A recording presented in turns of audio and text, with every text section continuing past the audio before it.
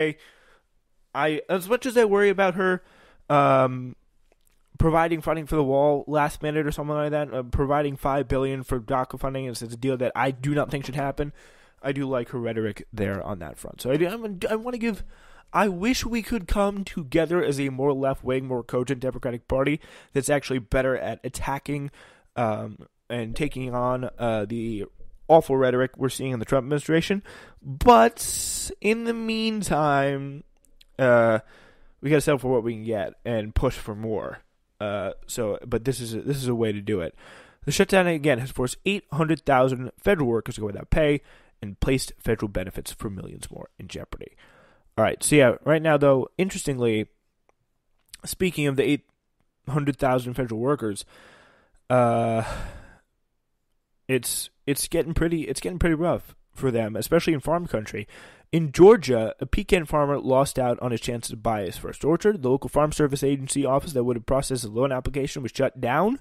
In Wisconsin's dairy country, a 55-year-old woman sat inside her new dream home worried that she would not be able to pay her mortgage. Her loan had come from an agricultural department program for low-income residents in rural areas, but all of the account information she needed to make her first payment was locked away in an empty government office.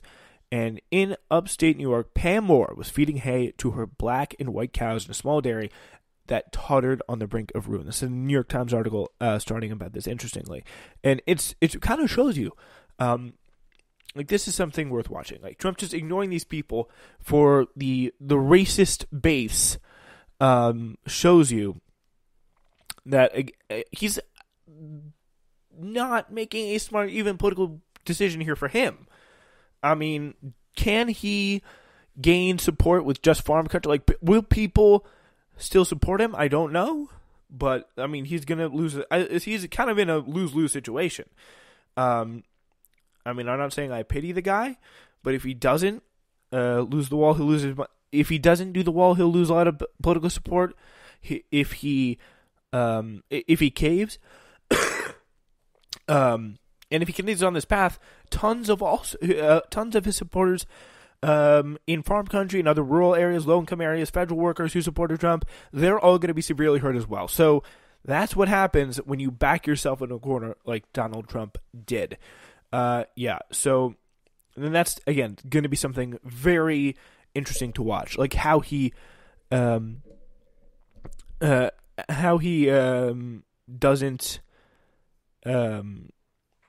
I'm sorry. I got to be completely honest here. I lost track of my train of thought because I'm looking at our next story here, and it has a bunch of quotes from what Trump said today in Mexico. We're gonna get to that in a minute. But the point is, this is gonna be something to watch. What will rural America do with Trump over the next few years, especially when he gets back on the campaign trail? How will they react? How will they respond to him? And will this possibly open up some kind of challenge, some kind of more coherent version of Trump? Because I think that's the only person who could win. I don't know who it would be, but if there is any primary challenge, it's not going to be, I mean, maybe it could be, if anyone, it could be someone like a Nikki Haley type person, someone who has all the rhetoric. I wouldn't say has all the rhetoric now, but I think she's very capable of stepping up the quote unquote rhetoric game and really turning it up in terms of ways to get, just as nasty, as she can possibly get in terms of just really with her rhetoric on Israel, with rhetoric on immigration. I think she'd get there very fast, and her as somewhat a more competent leader, she would be much, much more dangerous to run against than Trump. But we'll, at least for the Democratic side, if she or much more dangerous as a governing force if Nikki Haley gets in office. But that's just a kind of a dream scenario, or a nightmare scenario, I should say, really. But that's. Nikki Haley in governance. Oh, that would be bad. That would be bad for Democratic, the left at any point in time. But yeah, it'll be interesting to see what happens, how Trump's handled, and if people just get so fed up by this guy they decide to primary challenge him. I really don't see it happening because he's a 90% approval rating against his own party, most popular Republican president like in ever, even though he's like the least popular president ever as well with the country. But now, without further ado, the quotes from your president, Donald Trump. I didn't pound on tables. I didn't raise my voice. That was a lie. Here's a good quote. When I said Mexico will pay for the wall in front of thousands and thousands of people, obviously they're not going to write a check, but they're paying for the wall indirectly, many, many times over by the really great trade deal we just made. I don't have temper tantrums. Okay. I am a professional at technology. If we don't make a deal, I mean, I would say 100%. I don't want to say 100%. It would be very surprising to me that I would not declare a natural emergency. I mean, I know it sounds like I'm speaking in... I kind of had to pause there because like that doesn't make any sense. Why am I saying this? But again, the President of the United States said it, so I guess it's okay. Look, you can all play cute. I'm going to say 80% of you are probably in cooperation with the opposition party. I mean, the whole thing is ridiculous. He said this to the press, no surprise. The wall that we're doing is very, very hard to penetrate. That's a little sexual, but okay. The wall that we're doing is very, very hard to penetrate, guys. So you got to understand. They're trying hard to penetrate it, but they're getting strong resistance. Yeah. I have the absolute right to declare a national emergency. I haven't done it yet. I may do it. If this doesn't work out, probably I will do it. I would almost say definitely. Compromises in my vocabulary very strongly.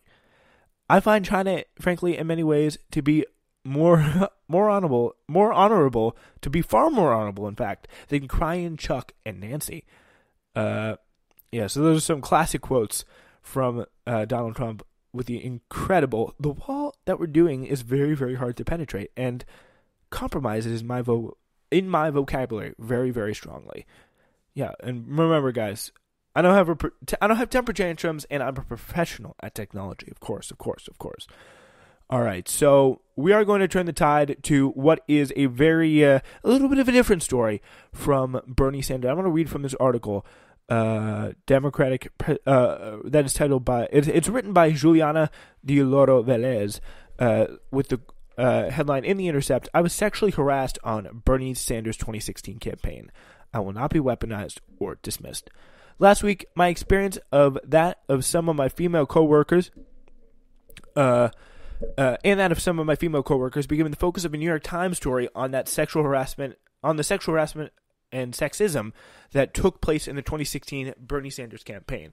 I told my story to bring attention to the sexist environment that is unfortunately endemic in most workspaces, including political campaigns. However, I was disheartened to discover by the takeaway that many pundits was not that sexism and harassment is pervasive, but that Sanders is somehow uniquely culpable. I was struck by some of the messages and tweet calling into question the character of the women who spoke out.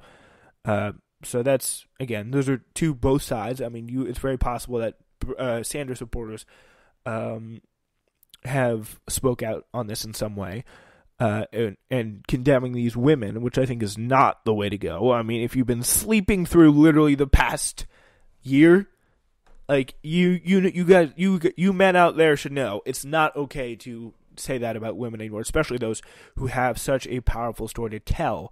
But here's the thing also, like, I thought she worked on the Bernie Sanders campaign. I think it would have been pretty obvious that's what would happen. Like, I mean, I'm sure she, working in the Sanders campaign, had to fight against the perception that Bernie Sanders was sexist. So I don't think it was very surprising that when this story came out, the assumption was from the media, oh, Bernie bro, at it again with the sexual harassment. So bad. I mean, again, Bernie Sanders, he's responded to this. He responded today and said he apologized to all the women who felt unsafe in the campaign. But it's going to be interesting. I think we should definitely keep reading here in this story. As was the case throughout the 2016 campaign season, my personal experience as a woman of color were sublimated to serve an establishment media narrative that pretends that the progressive movement is all white, all male, and runs counter to the interests of women and people of color. Again, for just no apparent reason. That they think that. Like, the idea of progressive policy, like, they don't say Medicare for the white. They say Medicare for all. And that's something that a lot of people have been spouting off of the media, not necessarily major media figures, but people who are kind of like the average, the LA comedian who's like, Bernie Sanders hates women.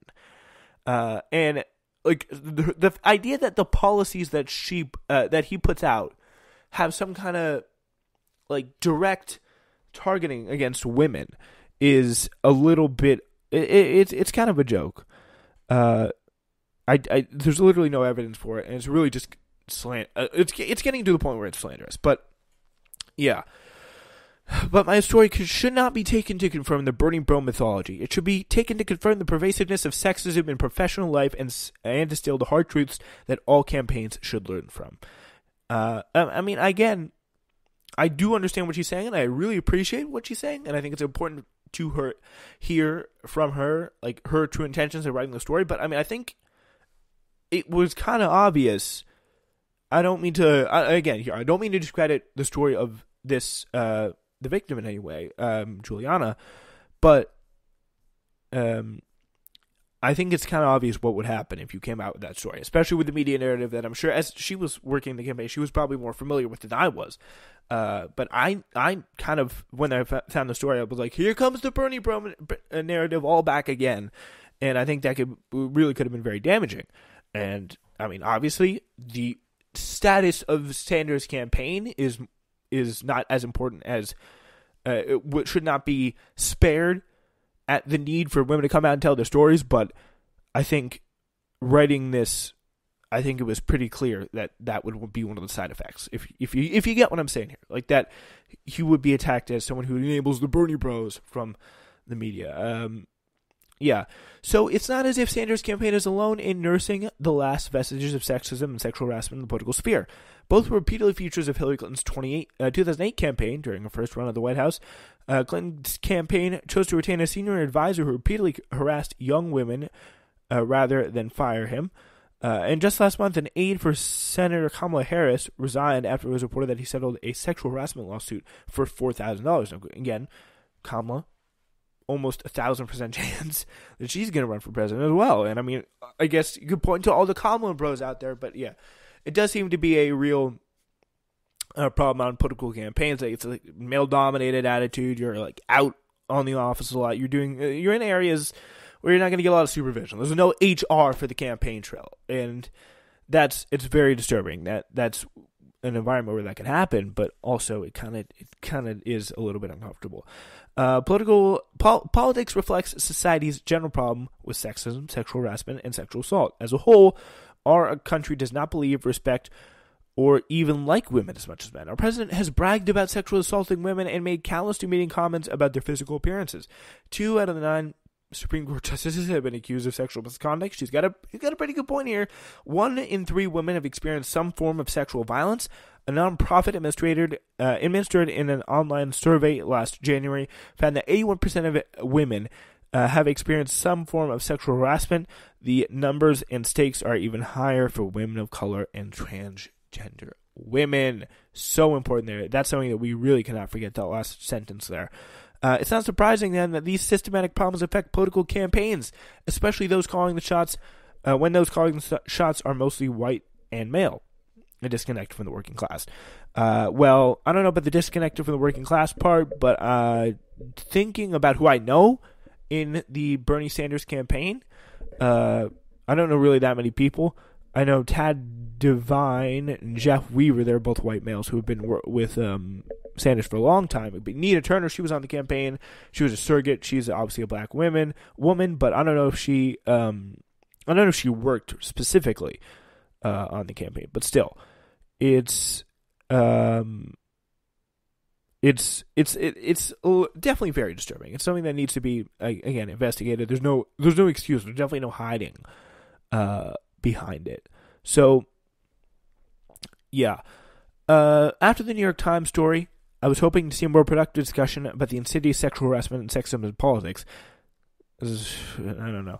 In sharing my experiences, I was hoping to highlight this issue for the future of campaigns and celebrate the power of women organizers who work together and successfully got the attention of Sanders and Nassim, but that's not what happened.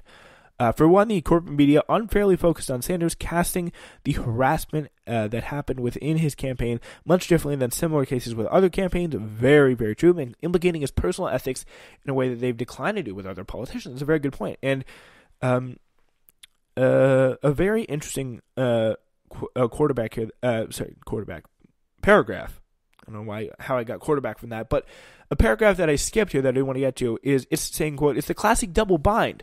We're not smart enough or too smart, not attractive enough or too attractive, not dressed appropriately or dressed too nicely, Alexandria Ocasio-Cortez. Not poor enough or too poor, not confident enough or too arrogant, not likable